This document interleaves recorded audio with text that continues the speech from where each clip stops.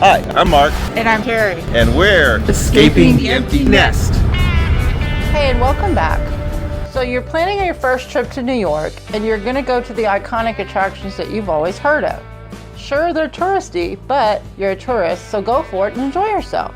But if you want to see something that is just off the beaten path, we've put together a countdown of 6 things to do or see in New York that might be considered underrated as attractions, but ones that you might want to consider adding to your to-do list. I'm sure most of you have heard of number 6 from the famous riddle, but most people don't know where it is and are very surprised to find out it's in Manhattan. We're talking about the final resting place of Ulysses S. Grant, 18th President of the United States. It's located in Upper Manhattan on the Hudson River, close to Columbia University. Historical notoriety aside, the architecture is amazing. It was based on Napoleon's tomb in Paris. It's also easily accessible from the 125th Street subway stop on the number 1 train. As for the question, who's buried in Grant's tomb, the answer is nobody. He and his wife are in above-ground sarcophagi. So if you're looking for a room with a view, try our number 5 pick, the Roosevelt Island Tram. A trip takes the same fare as a ride on the Metro, but of course it's free if you've already purchased a 7-day pass. You'll experience great views of Manhattan as you run parallel to the Queensboro Bridge, even if all you do is ride there and back. If you're hoping to stay on the same tram for the return trip, I hate to tell you this, but they make you get off and go back to the end of the line for boarding again. By the way, we actually had a hard time finding the entrance of the Manhattan Side Terminal. We had to go behind a building to find the entrance. So if you try to ride the tram, just know the entrance isn't in the front. Our number 4 pick is a free activity with iconic views. You can walk the length of the Brooklyn Bridge, but you don't have to walk the entire distance. What we did was start in Brooklyn at the staircase located at the intersection of Prospect and Washington Streets, and then walked a little less than halfway toward Manhattan, and then we turned around and came back. It gave us the views we were looking for, and while we were in Brooklyn, we explored Dumbo and other attractions. We'll tell you all about Dumbo in our next video. While you're on the bridge, make sure you stay on the walking path and not the bike lanes. Those cyclists are fast and they will run you over if you get in their way. Speaking of views, how about a ride up the East River with a full view of the Manhattan skyline? How about the trip being the same cost as a ride on the subway?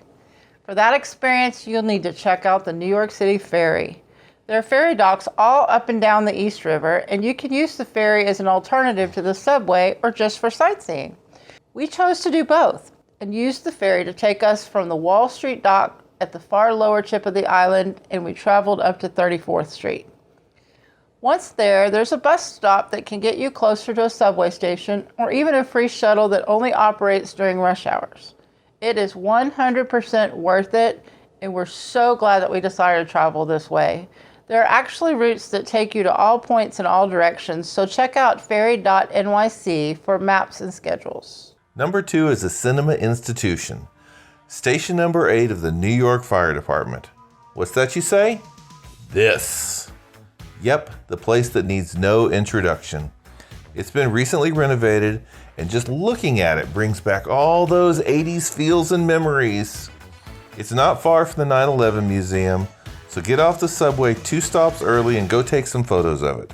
While you're there, say hi to the firemen. They're used to tourists. Number 1 on our list is a place you've probably heard of, but I wouldn't call it a popular tourist attraction. In fact, we were shocked at the number of people that would skip it entirely on the Statue of Liberty ferry, even though visiting Ellis Island is included in the statue tour ticket. That's a shame because in our opinion, this place is as much or more of a part of the American experience as the statue. I can tell you that as I stepped off the ferry and walked towards the entrance of the main building, I felt like I was tracing my grandfather's steps.